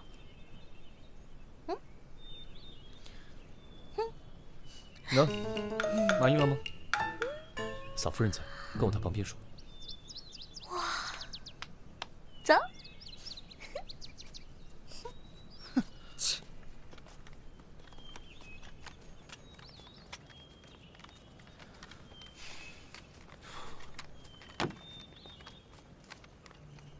冷若说赵梦生是怎么死的？赶上大雨，受了风寒。那这个不是赵梦生啊？为什么？这明显是砒霜中毒而死啊！你是说周树是被人毒死的？废话，难道自己没事儿吃砒霜解闷儿啊？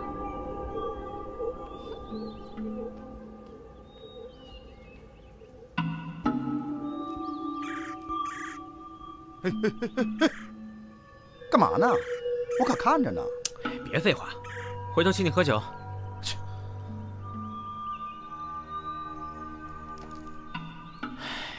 这墓地好奇怪啊！不是说是米商家的少爷吗？怎么会这么寒碜？连我都看不下去。玉佩就不错了，知足吧你。你说这个，我们喝一杯，真是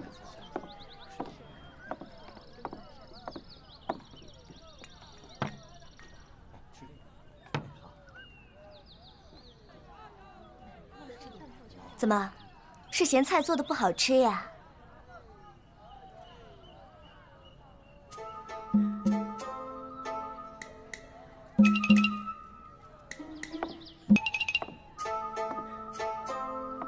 哟，这谁家姑娘这么水灵呀？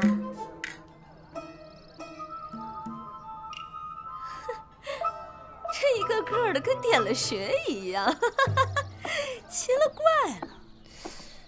一个身份没查清，又毒死一个。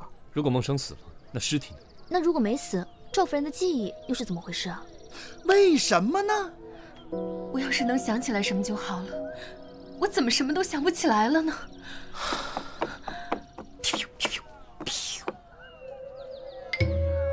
你们都被解决了啊！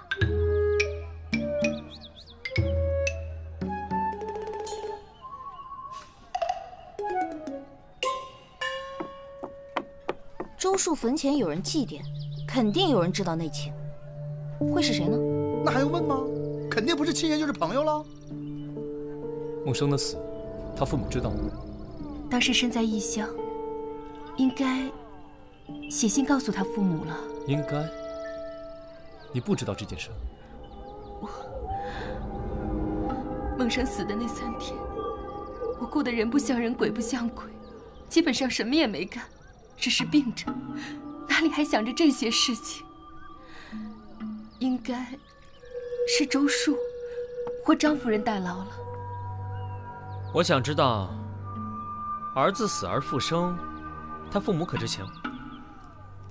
来长安后不久，我的老父亲就过世了，因为路途遥远，梦生也没再让我回去过。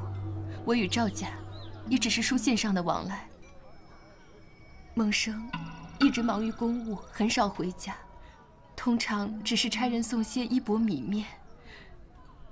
有时空闲，会独自回老家看望父母一阵子，回来跟我讲讲家乡趣闻。这么说来，梦生应该是故意回避你回家吧？那这也太可疑了吧！明天我们去赵侍郎老家一趟，冷若，你告诉我们地址就好了。毕竟你还怀有身孕。嫂夫人怀有身孕。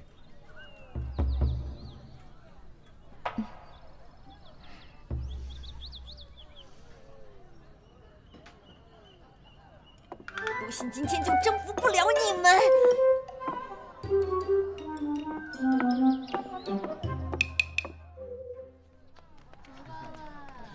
紫苏咋没来？被他老爹叫回去了。哎，想什么呢？从刚才就怂了这里。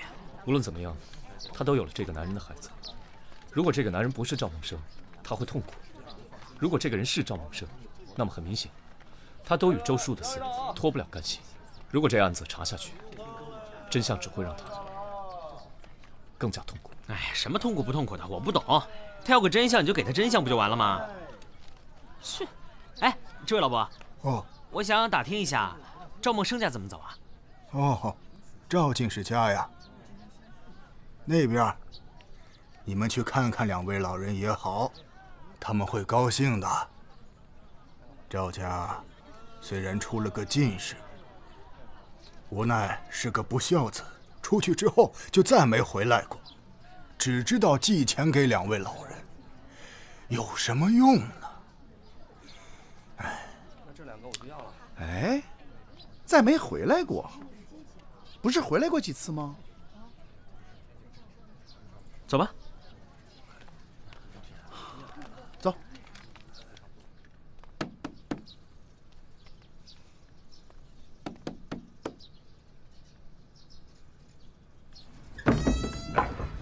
嗯，看不出来嘛，原来赵侍郎父母还是爱摆弄花草的人啊。儿子都不回来，还不就只能摆弄摆弄花草？是啊。等一下，我感受到了一股气息。还真是，长安城少有的清新的气息。不对，是新鲜的死亡气息。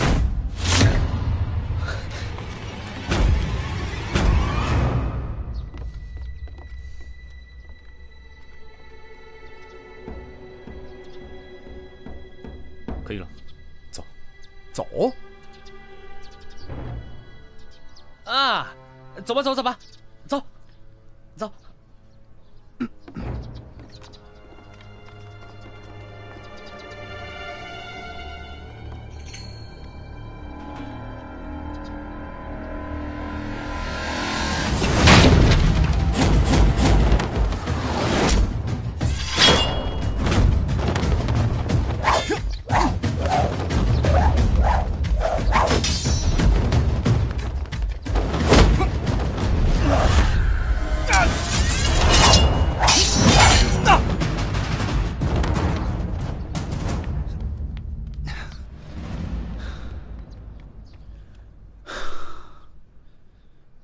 这应该是个职业杀手，我们一定要查出他背后的主使者。你们看这儿，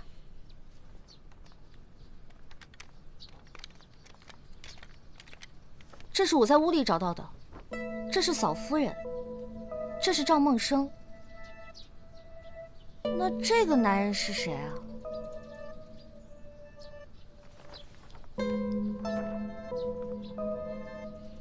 这肯定就是他们的好朋友周树了。跑了。三炮，你留下，将两位老人好生安葬。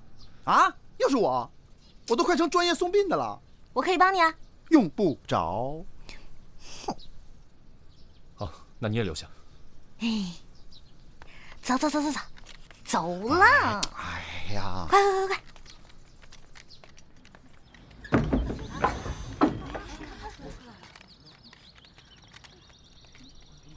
哎，大娘，我啊，我给你打听个事儿啊。啊，赵家这棵柳树种了多久了？哦，你是问这棵大柳树啊？那可很久了，得有20-30年了吧。梦生刚出生那会儿啊，就种下了。你们是官府的人吧？不是，我们呢是梦生的朋友，就是路过看看他的爹娘。哦，梦生后来真的没再回来过吗？嗨，不孝啊！中进士之前呀，还装得挺孝顺的，谁成想出人头地后，立马就变了。一个他，一个那周树，都是这种东西，怪不得凑在一起呢。冷若也不孝，也不知回乡看看公公婆婆，连封家书都没写过。赵老头啊，真是白疼他们了。您刚才是说周树？是啊，这老周家也就那么一个宝贝儿子，跟着孟生上了长安了，这一去就没回来。莫非周家就在这附近？那过2条街，左拐，第一家大户就是周家。谢谢你啊，大娘。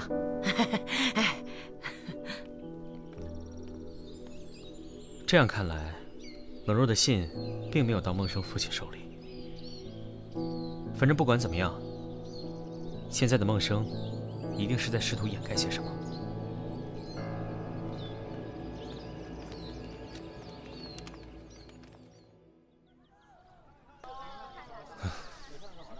怎么回事啊？一脸丧气。刚从礼部回来。又有新案情了？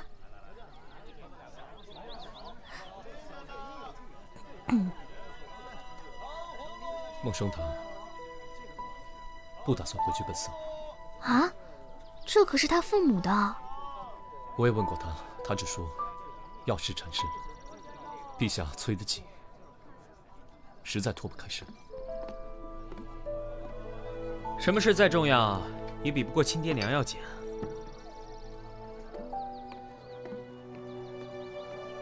或许赵侍郎真的有某种不得已的苦衷，所以才多年不回家。我知道了，我知道了，我知道了。你知道什么了？这个案子我破了。怎么可能？开玩笑吧？哎，还真别瞧不起人啊。三炮，你说说看。我在集市上听说了一种强力曼陀罗，吃了以后找人做法移魂，给出暗示，就能让对方把做法人说的都当成真的。就是催眠嘛。你是说赵夫人被催眠了？子苏，你当时认为张夫人不是凶手，那是因为你认为张夫人没有办法改变赵夫人的记忆。错，当然有办法，只要吃了这种药，睡了以后，人家做法的人说什么就是什么。这也太邪乎了吧？证据呢？没有证据，一切免谈。张夫人的客栈已经被清理干净了，上哪去找证据？不过非要那么解释也能够解释通。当初我们在客栈搜出了一副止咳药，而其中有一味非常重要的药材正是曼陀罗。这样就全通了？对，都通了。要不咱去药店再查一查？走吧。走。我也去。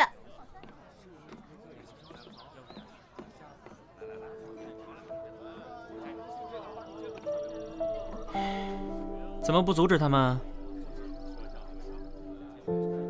三炮说的也并不是全无道理。我发现你这个人还真是不会撒谎，心里藏的事儿全都显在眼睛里了。想学撒谎，我可以教你啊，价格从优，包学包会。再铁的兄弟犯了法，也不能包庇。算了，我也别瞎操心了。反正赚来的钱都被四娘捞去了，我也不必在这里瞎忙活了。人你爱抓不抓？今天晚上，我要亲自提审孟生。你通知双叶头。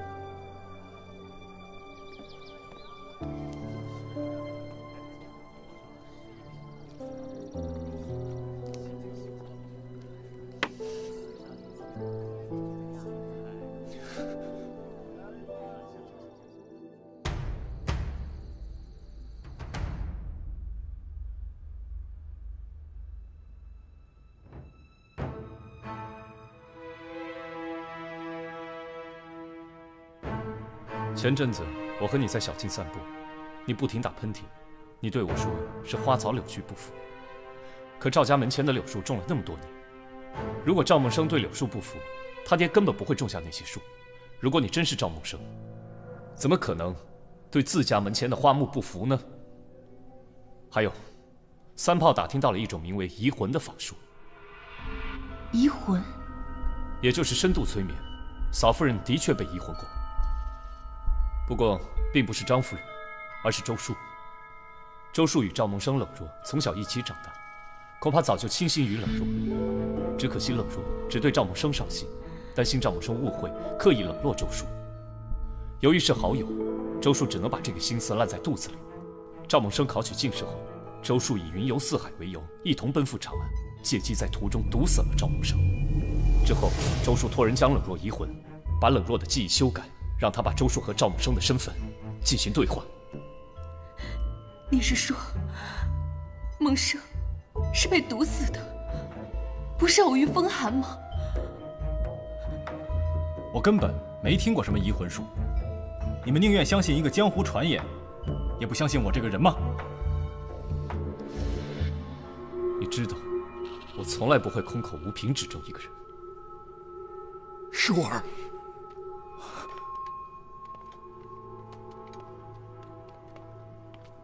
舒儿是你吗？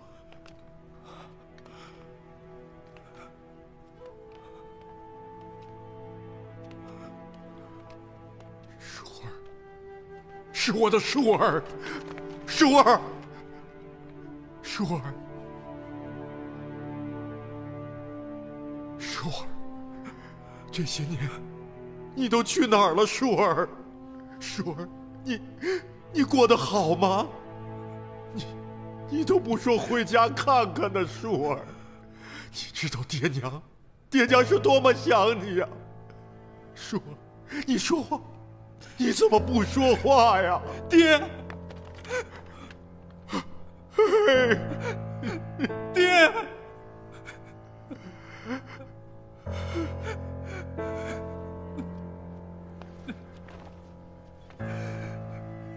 舒儿不孝，舒儿不孝，舒儿无时不刻不再挂念着爹娘，但舒儿现在没法回头了。现在好了，现在团聚了，现在我们终于团聚了。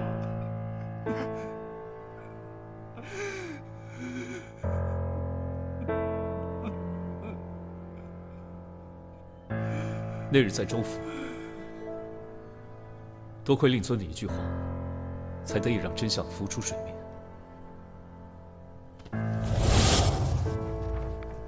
你看一下，这里边可有周树啊？哎，这就是我的舒儿。其实第一次看到这幅画的时候，我便觉得有些奇怪。这幅画上冷若坐在最左边，按常理，冷若与孟生两小无猜，孟生应该坐在他旁边。可事实却是，周树坐在他的旁边。你们不觉得很可疑吗？我们都知道周树是周家公子，穿戴定比孟生好上几倍，而画上的孟生腰间玉佩，反而比周树的还要大，还要气派。这只能说明中间的这位根本不是周树，而是孟生。你因为担心露出破绽，不敢回乡，只能通过寄钱的方式弥补心中的愧疚，让死去的好友担着不孝的罪名，恐怕你也并不好过吧？你还不惜把孟生的墓碑换成自己的名字，再也不踏进家门，凭着对赵孟生的熟悉，模仿他的一切，让真正的自己死掉。你本以为远离家乡就能瞒天过海，却不料张夫人恰巧来到长安，揭穿了这一切。舒儿，舒儿啊，你这又是何必呀？怪只怪我一时鬼迷心窍。我们仨自小相熟，可在冷若眼里，我永远都比不上赵梦生。没想到，一个偶遇的江湖道士，改变了我的命运。他告诉我有一种移魂术能修改记忆，让我变成冷若心爱的人，这对我太有诱惑力了。于是我杀了赵梦生，娶了冷若，还替梦生做了官。我本以为一切都会好起来，可心中的愧疚让我夜夜难寐。我只能不停地提醒自己，赵梦生能做到的，我会比他做得好10倍。我努力做好本职，以天下苍生为己任，对冷若无微不至。我想通过这种方式来赎罪。可是这么多年来，我每一天都在经受煎熬，我没办法回乡探望爹娘，哪怕远远看1、2眼，也要谨慎再谨慎。我更对不起赵伯父、赵伯母，对不起我爹我娘，对不起孟生，我更对不起冷若啊！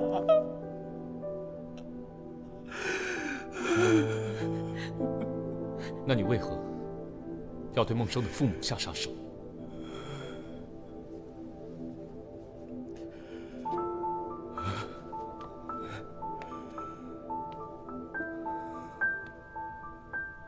我知道，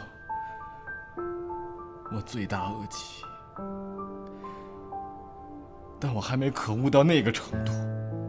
不过，他们的死确实跟我有关系。其实，这不过是一场交易，我们各取所需罢了。他们需要我当官，在为官期间帮他们。舒儿，孟生。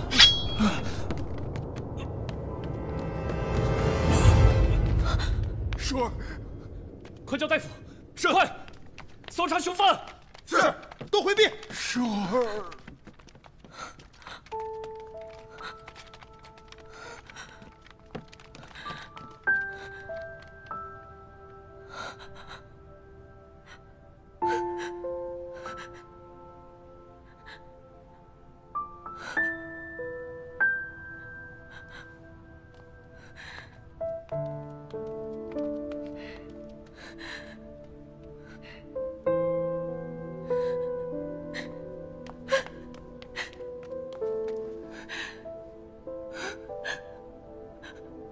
孟生，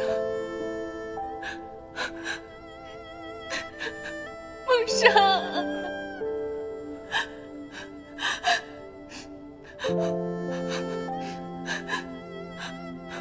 父亲。冷若，我不是你的父亲。赵孟生在世，我好后悔。如果当初我勇敢一点，是不是这一切都不会发生了？对不起，对不起。你真傻，这你都看不出来吗？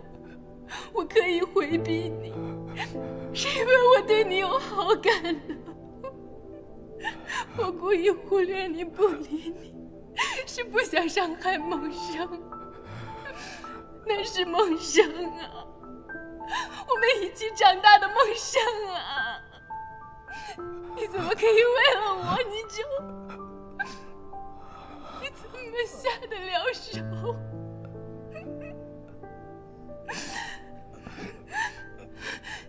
你得活下去，我要你活下去，我和你一起赎罪。夫君，我求求你活下去好不好？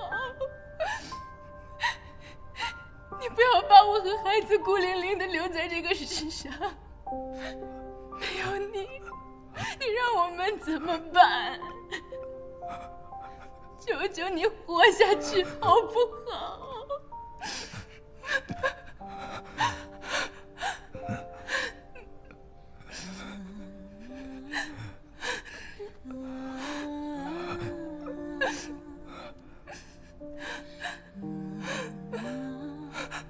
终于可以作为周叔跟你说话了。你和丽儿一定要活下去，答应我，答应我。夫君，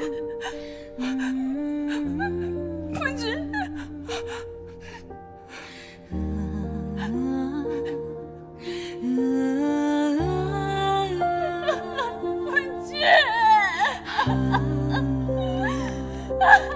母亲。